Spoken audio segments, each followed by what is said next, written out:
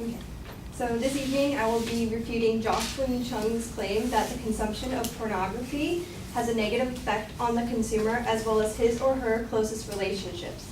She had 3 secondary points to support her main claim, and those were: first, that pornography is a drug; second, pornography hurts the consumer's closest relationships; and third, pornography leaves the consumer feeling lonely. I would like to begin by looking at her first secondary claim. She opens with an abundance of scientific information stating how pornography pumps dopamine and oxytocin into the brain and will eventually flood the brain as other addictive substances do. And although this may be legitimate scientific information, there is no mention of a study done, and it is not cited directly in relation to pornography. Therefore, this evidence cannot be taken as credible because she may have utilized scientific information from other addictive substances and manipulated the biological processes that occur for her argument because she believes that pornography is addictive. She then uses a quote from psychologist Dr. Mary Ann Layden, PhD, who said, "Therapists who treat pornography addicts say they behave just like any other addicts. A key feature of addiction is the development of a tolerance to the addictive substance." While Dr. Layden is accredited in the field in question, this quote was taken from an article that utilized different therapists' opinions on if porn is addictive or compulsive. Just the paragraph above, there was a quote from sex therapist Dr. Luann Cole-Weston, PhD, who said that compulsive is a more appropriate term than addictive. So this directly contradicts what she said. So although there is a strong argument used in the favor of hers, there is an equal number of opposing arguments within the same article that she gathered her information from.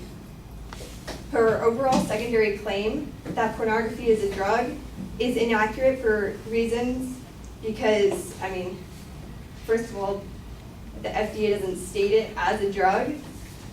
Section 201G of the FD&C Act by the FDA defines a drug as articles recognized in the official United States Pharmacopoeia, official homeopathic pharmacopoeia of the United States, and pornography is not listed anywhere in there. So her claim that pornography is a drug is an inferential leap because she believes it's addictive and therefore it's a drug.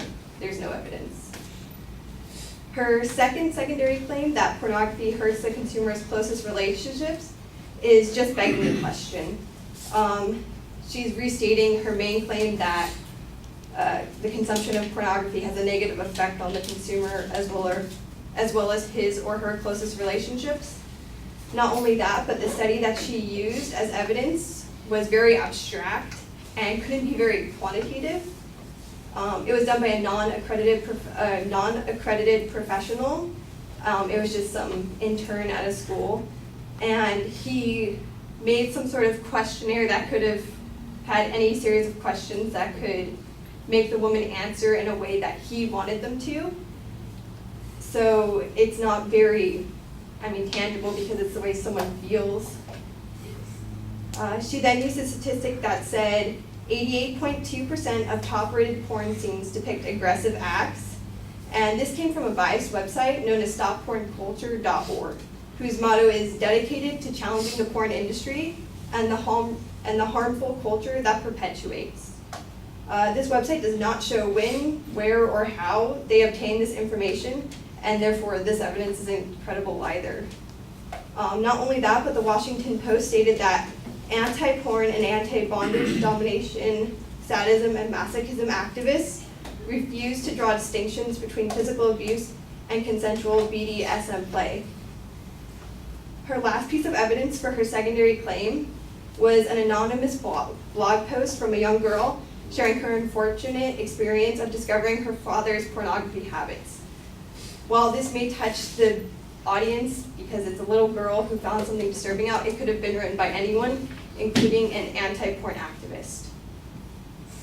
Dr. David Lay stated that porn wasn't shown to produce unhealthy tendencies as much as it revealed them.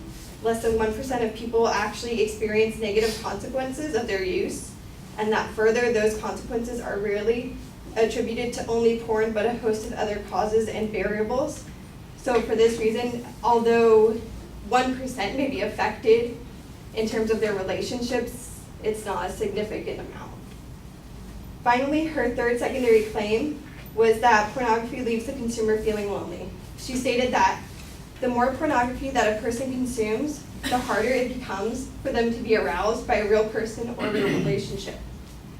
This quote is also from a biased website known as Pornography Awareness Campaign, and has no author, and cannot be taken into consideration because there's no statistical information, no study done. It's another opinion statement. In fact, the exact opposite is true because Dr. David Lay's research that was posted in the Medical Daily said that people are more likely to begin heavier porn viewing after facing bouts of depression, navigating the unfriendly waters of divorce, and after experiencing long periods of loneliness that are unrelated to the original pornography usages. So therefore, loneliness and pain cause heavier porn use and not the inverse, which is what she claims. So in conclusion, Jocelyn's main claim that consumption of pornography has a negative effect on the consumer, as well as his or her relationships, does not have a significant amount of true evidence and support to lead me to believe my claim. Thank you.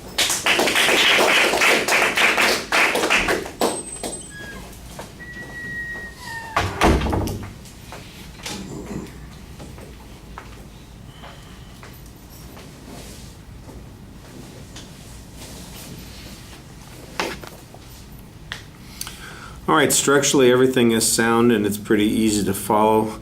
On the first point, you kind of are challenging the application of the evidence that the advocate is making. They've made this inference about how it's, addictive, like oxytocin or adrenaline that's in somebody's system, and you're saying that this is not a direct quote. This is like an analogy that the advocate is making on their own. I think that that's a reasonable press on that particular point.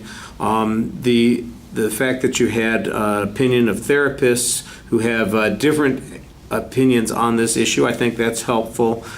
Why does it matter? What's the difference between an addiction and a compulsion? I think that's a point that matters, but I'm not sure why it matters, and that needs to be explained a little bit more. The FDA regulating porn as a drug. I think this is an example of.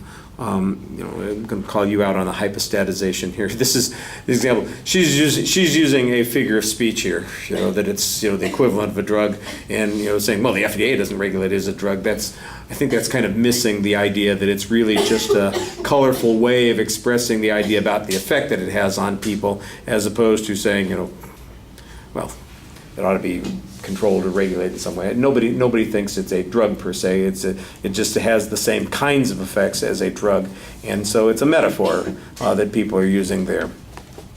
So I'm not sure that that's a better response. I think the better response is that there's no data that shows that anybody is harmed by this. We don't have any quantification on it. If we were going to regulate something, if we were going to see something as dangerous, we ought to have some ability to see an inference and quantify it in some way. And there's all kinds of problems with the information that the advocate cites. On the second point, that's basically what you start doing, is you challenge the quantification that the advocate cites. You're really pressing their own evidence on this point. You had one piece of information that you give at the end that says the opposite, that at the end of that section that says, less than 1% of people who use this are going to have any kind of problem, and usually there's something else that's going on there too. That seems like it diminishes the argument pretty effectively, so I thought that was a good counter-argument on that point. And then there's the kind of reverse cause-effect issue on the loneliness issue. I thought you explained that pretty simply. All right, thank you.